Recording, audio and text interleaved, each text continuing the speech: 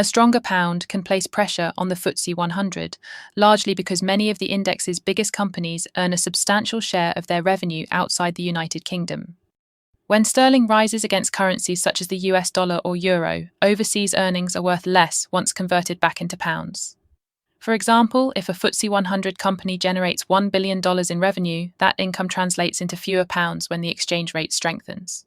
Even if the company's underlying sales remain unchanged, its reported revenue and profit may appear lower in sterling terms. This is particularly relevant to multinational businesses in sectors such as energy, mining, pharmaceuticals, and consumer goods.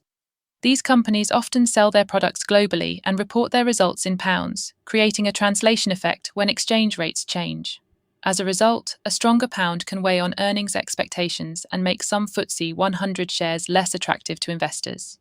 Sterling strength may also affect competitiveness. Goods and services priced in pounds become more expensive for overseas customers, which can reduce demand for British exports. However, this impact depends on where a company produces its goods, how it prices them, and whether it uses currency hedging to manage exchange rate risk. The effect is not negative for every business. Companies that import raw materials, equipment, or finished products may benefit because a stronger pound reduces the sterling cost of foreign purchases. Businesses with primarily domestic revenue and significant overseas costs could therefore see their profit margins improve. The reason behind the currency move also matters. If sterling strengthens because the UK economy is outperforming expectations, domestically focused companies may benefit from improving consumer confidence and business activity. If the move is driven by expectations of higher interest rates, however, borrowing costs could rise and place pressure on interest rate-sensitive sectors.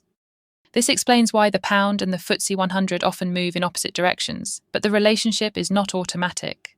Company earnings, commodity prices, global market sentiment, and monetary policy can all have a greater influence at different times.